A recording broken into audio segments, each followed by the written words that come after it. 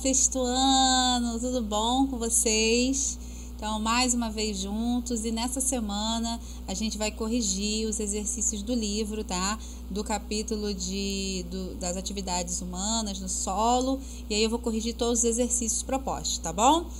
Lembrando que dessa vez tem algumas questões no meio do texto que eu achei muito interessante a gente fazer e eu tô corrigindo também, tá? Então depois vocês coloquem as respostas lá nas páginas que estão indicadas aqui. Então na página 210 tem um monte de materiais, tá? Blusa de algodão, papel, óleo de soja, uma caixa de madeira, geleia. E aí a pergunta é, qual é a principal matéria-prima utilizada para fabricar os produtos dos alimentos, né, mostrados ali? Então, algodão, madeira, soja, frutas e celulose. Na número 2, qual é a importância das práticas agrícolas para o cultivo do solo e para obter essas matérias-primas? Então, a matéria-prima que produz esses produtos vem da natureza e são cultivadas no solo. Então, a importância é tremenda, né? No caso, quanto mais a gente cuidar do solo, mais a agricultura, mais as nossas vegetações e tudo que a gente precisa delas vão ser melhor cultivadas. Na página 212, o que ocorre com os poros do solo após a utilização do arado? Então, se vocês olharem ali, tem dois tipos de arado. O arado puxado por trator e o arado puxado pelo animal.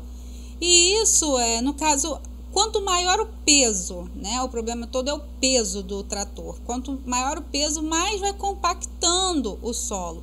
E um solo compactado, ele não tem porosidade suficiente para se tornar fértil, tá? Então, quando o solo é revirado, os poros do solo aumentam de tamanho, logo a permeabilidade aumenta.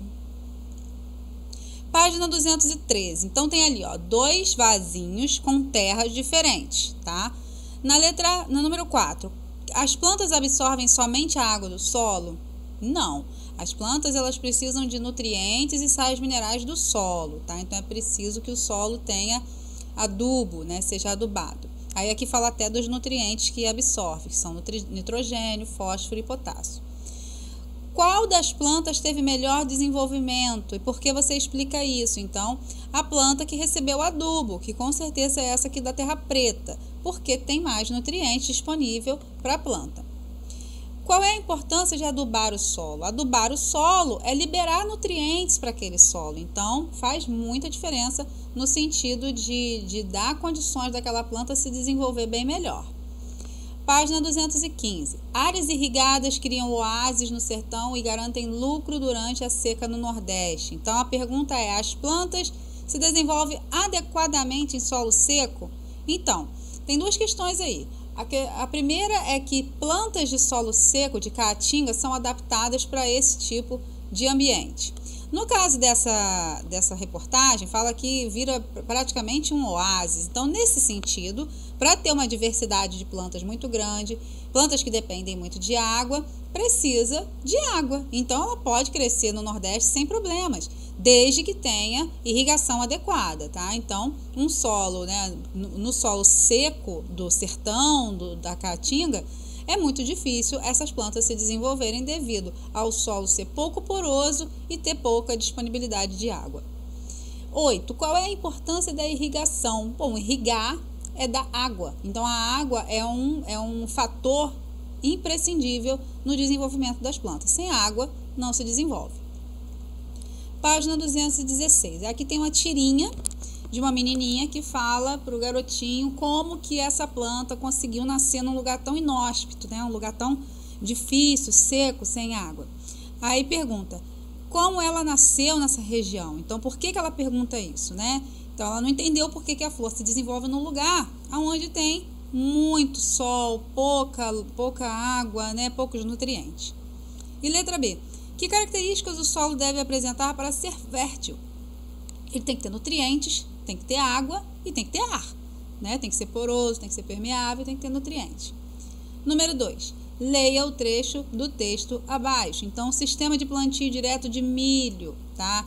Então, sobre o que fala o texto, o plantio direto e escreva algumas vantagens do plantio direto. Então, as vantagens são o controle da erosão, que vocês aprenderam, né, nas técnicas, dizendo que o plantio direto evita a erosão e aumenta a fertilidade, porque como tem alternância de vegetação, as vegetações vão deixando cair as folhas e aquilo mesmo vai servindo como adubo. Página 217, aqui era para a gente poder fazer a correlação, né, das técnicas agrícolas, aração, adubação, irrigação e drenagem, né, só colocar aqui. Na número 4, o tipo, aqui eu nem respondi porque eu acho que é uma questão mais pessoal, que depende de pesquisa, né, mas na verdade é uma horta vertical, né, uma horta horizontal, aliás, e isso é muito interessante porque tem toda uma questão de reutilização de materiais, como a PET, então tem uma questão de reciclagem, né? E essas hortinhas é uma maneira de você ter um tempero que você pode usar em casa livre, completamente livre de agrotóxicos, né? Então ele é totalmente orgânico. Então vale a pena a gente fazer uma hortinha na nossa casa. Na página 226 também tem um texto falando do arado do boi, que enriquece o solo e previne erosão. Por quê? Porque o arado puxado por trator é o peso dele, da máquina, que faz o solo se compactar. Então é como se fosse um custo-benefício baixo, porque do mesmo momento que está sendo mais rápido para o agricultor passar o arado na terra, ao mesmo tempo ele também está compactando. Então ele pode ter problemas depois. Então, de acordo com o trecho da reportagem, por que o arado de boi continua sendo a ferramenta útil para o pequeno agricultor? Bom, para o pequeno é bom porque ele vai cuidar melhor do solo, não vai compactar e vai revirar muito bem. Então, para lugares, assim, áreas pequenas de agricultura, o arado puxado pelo animal também é uma boa pedida. B. Por que o arado puxado por trator pode causar erosão? É aquilo que eu falei, que causa buracos, sulcos, né? Causa a compactação do solo pelo peso, né, do trator. Página 227, tem uma série de materiais aqui, pede para a gente assinalar só aqueles do extrativismo mineral. Lembra que a gente tinha falado isso lá atrás, no outro módulo, né, no módulo 1, a diferença entre o carvão mineral e o carvão vegetal. Gente, o carvão mineral é normalmente utilizado para um combustível, é utilizado em usinas, né, em fábricas. E ele é a degradação, a decomposição das florestas de milhões e milhões de anos. Normalmente está no subsolo, em cavernas, né? E onde tem a escavação, ou seja, a extração desse minério. Já o carvão vegetal é pegar um pedaço de madeira e incinerar. Aí vai dar o carvão, o mesmo carvão que a gente usa para fazer o churrasco, tá bom? Então são duas coisas bem diferentes. Então, aqui nesse exercício está pedindo para a gente dizer quais são aqueles produtos de origem de extração mineral, do carvão mineral, tá? Ou do carvão mineral, ou ainda de qualquer outro minério, de qualquer outro metal, alguma coisa que esteja saindo da terra, tá? Mineração. Então, a primeira aqui é o ouro, né? Que é um metal precioso. Depois, o minério de ferro, muito extraído no Brasil. Depois o alumínio, tá? Ó, carvão vegetal, não. Madeira, não, tá? 4. Na pecuária, os animais podem ser criados de forma extensiva ou intensiva. Veja as fotografias, circule a fotografia aonde o gado está na forma intensiva, essa B aqui. Cite outros animais em que o ser humano cria para a obtenção de alimentos. Então aqui tem um monte, ó. Frango, cabra, avestruz, codorna, tilápia, que é o peixe. Compare as formas de criação, tá? E a vantagem e desvantagem. Bom, a pecuária extensiva, o animal vive muito melhor, porque ele está solto, ele come grama, né? Ele come ali a pastagem.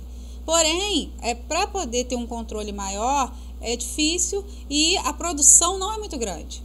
Só a pecuária extensiva normalmente é utilizada para produtores pequenos.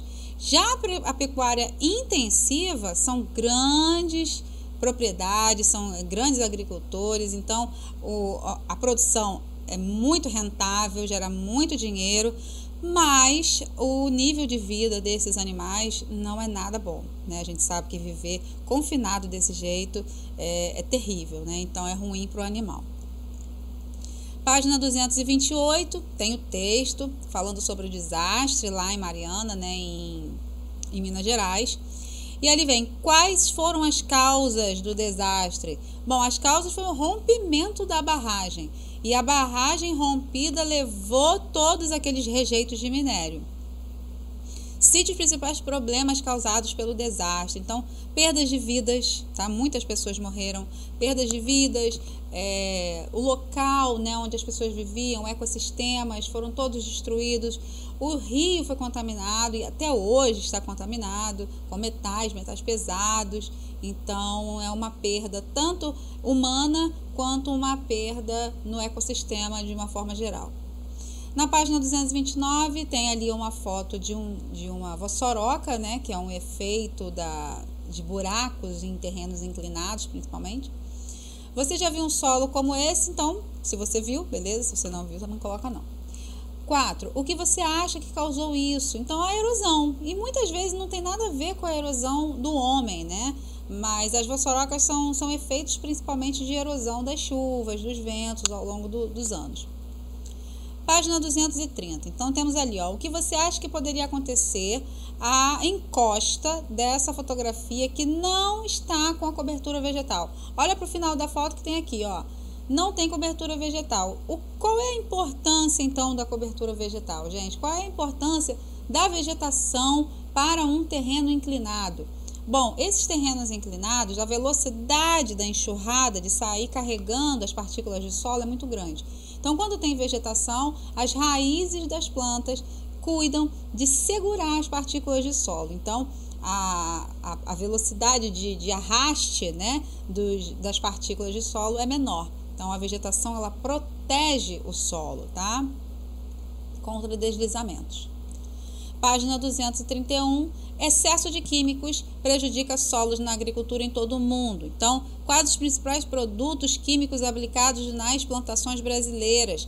Bom, é muito conhecido como os agrotóxicos, que são os venenos, né, que são os defensivos agrícolas, que no livro está falando assim, e os fertilizantes, gente. Por quê? Fertilizante, adubo químico, pode ser muito legal para uma plantação, para uma cultura, outra. Só que ele vai se depositando cada vez mais nas partes mais profundas do solo. E isso pode chegar até as águas subterrâneas. E se essas águas subterrâneas forem contaminadas, aí lascou para todo mundo, né? Então, a gente está prejudicando aí todo um ciclo da água do planeta. Que atitudes podem ser tomadas para reduzir a poluição? No caso de produtos químicos, bom, usar outras maneiras de matar as pragas da agricultura. Controle biológico, ou seja, o que é controle biológico? Por exemplo, se tem uma praga de gafanhoto, exemplo, na cultura lá da agricultura, é só eles pensarem, né, o agricultor pensa no qual é o predador do gafanhoto. É um animal, então joga ele lá na plantação e ele vai se alimentar daquele animal. Isso é controle biológico, tá? E o plantio direto que já foi falado várias vezes. Então, intercalar as plantações com outras espécies de vegetal para servir como adubo. Na página 242, ó, em um estudo realizado em Portugal, pesquisadores elaboraram um experimento e tal. Esse experimento dizia com os terrenos inclinados, sem cobertura vegetal e com cobertura vegetal, como que ocorria a velocidade do arraste, né? Que problema o pesquisador estudou nesse experimento? Então, a erosão do solo. Como você explica os resultados obtidos por esse experimento? A cobertura vegetal protege o solo da erosão. Só você olhar no gráfico. O solo sem cobertura vegetal, ó, a porcentagem de solo arrastado é muito maior. E letra C. Qual seria o resultado apresentado se tivesse uma inclinação maior? Quanto maior a inclinação, maior a velocidade do arraste das partículas. Página 243. Uma consequência da erosão acelerada é a sedimentação no fundo dos rios. A gente falou isso na aula anterior sobre o assoreamento, né? Então, aqui tem 4 imagens mostrando alguns lugares onde tem mata ciliar e outros não. Então, a letra A. Qual das imagens acima representa uma área em que o rio está sujeito ao assoreamento? Aqui, ó, na imagem A, porque a cobertura aqui ao redor do rio não tem, a mata ciliar está ausente. E qual é aquela que apresenta menos, que é menos suscetível? Então, é a figura C, ó, tem mata aqui em todo canto. A imagem B apresenta uma área em que foi realizado um plantio de uma forma inadequada. O que você sugeria? Olha só, ó, o plantio está muito próximo ao rio e ainda a quantidade de mata, né? A quantidade ali de mata ciliar é bem reduzida. Isso vai prejudicar com certeza o rio. Por quê? Sabe-se que a gente coloca adubo na plantação. Se você coloca o adubo químico com muita frequência e numa quantidade irregular, a chuva vai levar para o rio todo o excesso de fertilizante. E esse rio pode ficar poluído por causa disso, tá?